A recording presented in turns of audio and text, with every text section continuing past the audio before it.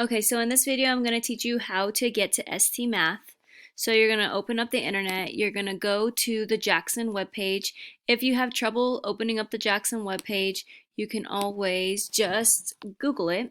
And you just Google Jackson Elementary and then in Greeley. So it comes up with the right one. And it's going to be the first one that you find. Okay, so once you get to the Jackson Elementary webpage, you're going to scroll down to the bottom.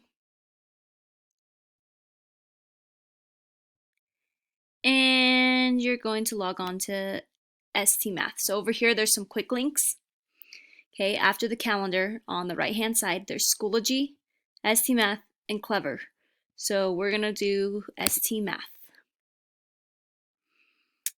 Sometimes there's some options and it says if you want to accept things. So you're going to click on accept or yes, allow. Those are all things that you want to click on.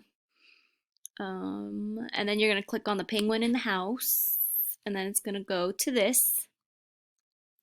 And your child should know their name, their username, by their pictures, and their pictures or their password unique to them. If they don't know it, you can go to the bottom right here. There's two lines and click on that.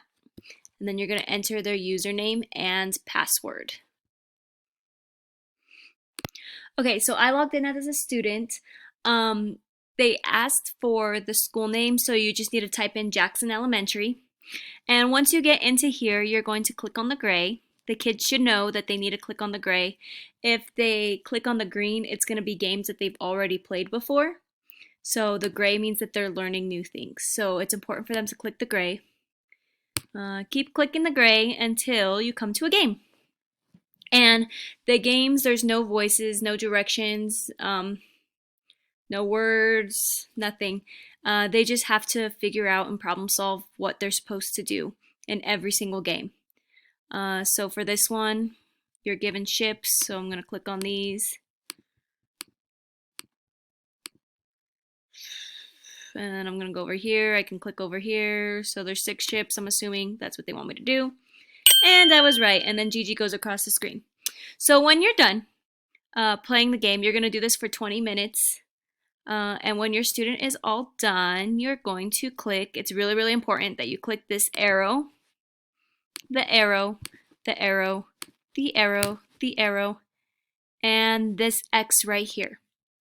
And over here, it's going to tell you how long the student was playing for, how many puzzles they did. I didn't do any. I just passed one small game, but I did not complete a puzzle, so it doesn't have how many puzzles I did. And then it's going to tell you how much of a percent you went up. So if your student did a lot of work, they're going to go up more percentages, and the less work that they do, the least amount of percentages. That's just to see if they're like just kind of sitting there on the computer or if they're actually playing it, so you don't have to monitor that much. So yeah, when you're done, just push the X and it'll save their game for them and report it back to me, and I can see what they're struggling with or what they need help with.